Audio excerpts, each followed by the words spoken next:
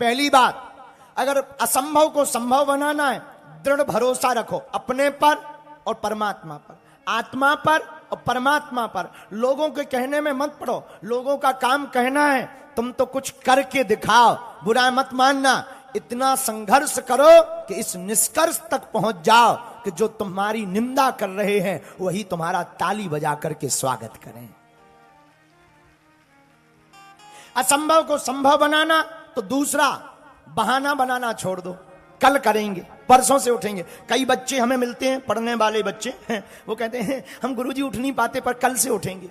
Alarm डाल के सो जाएंगे और जब अलार्म बजेगा तो बंद करके फिर सो जाएंगे। और अलार्म बंद करके सोने का इतना मजा है जैसे बम डिफ्यूज कर दिया हो। कल से उठेंगे, आज नहीं अब कल से उठेंगे, वो कल आज तक नहीं आया। इसलिए असंभव को संभव बनाना है तो दौड़ते हुए घोड़ों का चित्र, उगते हुए सूर्य का चित्र लगाने से सफलता नहीं मिलेगी। सूर्य उदय के पहले तुम्हें जागना पड़ेगा, घोड़ों की तरह तुम्हें दौड़ना पड़ेगा। तो असंभव को संभव बनाना, तो दूसरा उपाय, गांठ बांध लो, बहाना बनाना बंद कर दो, करने पर जुट जाओ। कामयाबी शोर मचाए, इतना कर्तव्य करो। असंभव को अगर तुम्हें संभव बनाना है तो तीसरा उपाय, उतार चढ़ाव में डिगो मत। ये मान के चलो कि तुम्हारी नाव समुद्र के बीच तरंगों में फंसी हुई है। अगर तुम लहरों से डर जाओगे तो मर जाओगे, और लहरों में अपनी कश्ती चलाते जाओगे तो एक दिन समुद्र का एक छोर पा जाओगे और पार हो जाओगे। ये तीसरा उपाय है। अगर असंभव को संभव बनाना है, डिगो मत, अस्थिर मत रहो, डरो मत।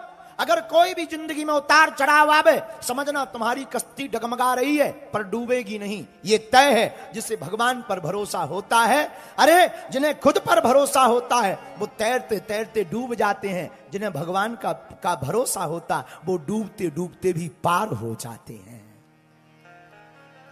असंभव को संभव बनाना है, चौथा उपाय नोट कर लो।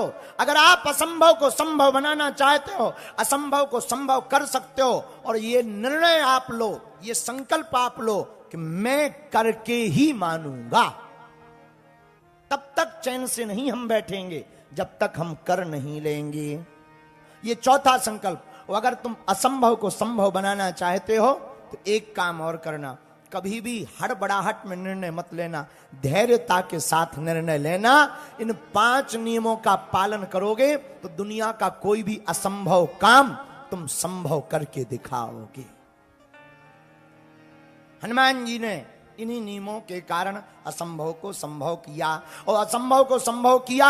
जानकी जी का पता लगाया, लंका भी जला दी, रावण की मूंछ को अपनी पूंछ से उखाड़ दिया, राम जी के नाम का डंका लंका में बजा दिया, राम नाम का पताका फहरा दिया, अक्षय कुमार रावण के बेटा की 13वीं भी करवा दी। रावण ने पूछा हनुमान जी से, क्यों तुमने हमारे बेटा को क्यों मारा?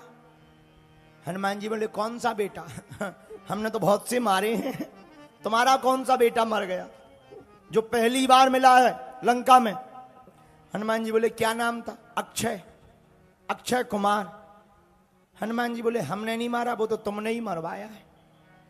रावण बोला, मूर्ख बंदर, हमारे ऊपर आरोप लगाता, हम अपने बेटे को मरवाएंगे। हनुमान जी बोले, नहीं, ये नाम किसने रखा? रावण बोले, हमने। तो बोले, अक्षय का मतलब क्या होता? जिसका कभी क्षय ना हो।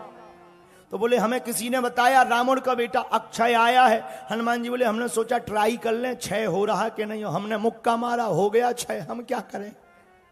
इसमें तुम्हारी गलती है, ऐसे थोड़ी नाम रखते हैं, ठीक ठाक नाम रखो। हमें लगा विद्वान आदमी है, नाम सोच समझ के रखा होगा, पर तुम तो महामूर्ख निकले हैं।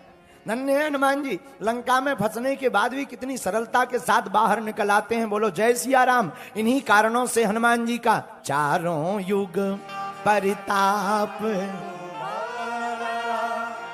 है परिसिद्ध, जगत उजियारा, चारों युग परिताप तुम्हारा है परिसिद्ध, जगत उजियारा। जो भी दरबार में आए हो, जो वर्तमान में आप सामूहिक अर्जी का उपाय कर रहे, यह ऐसा अचूक और अटूट उपाय है जिन भक्तों के पर्चा नहीं बन पाते, मिलना नहीं हो पाता, बात नहीं हो पाती, वो अगर सामूहिक अर्जी लगाते हैं, लहसुन प्याज मांस मंदरा बंद कर देते हैं, महीने में एक बार, 2 महीने में भी एक बार बागेश्वर धाम की अगर पेशी करना प्रारंभ कर देते हैं, तो बिना पर्चा बने ही अर्जी स्वीकार हो जाती है। बागेश्वर बालाजी की कृपा हो जाती है। रोग में, संकट में, व्याधि में, पीड़ा में, बाधा में ज्यों ज्यों पेशी करते हैं त्यों त्यों आराम लगने लगता है। और जिनकी भी अर्जी स्वीकार होगी, उन्हें स्वप्न में 2 दिन तक लगातार बंदर दिखाई देंगे। तो आप जो भी अर्जी लेकर, विषय लेकर, जिज्ञासा लेकर दरबार में आए हो, मन ही मन 3 बार बोल दो। हम मंत्र का प्रयोग कर देते हैं। ओम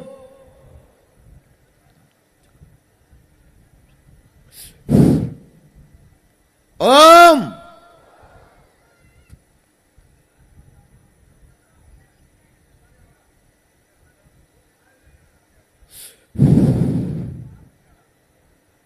ओम।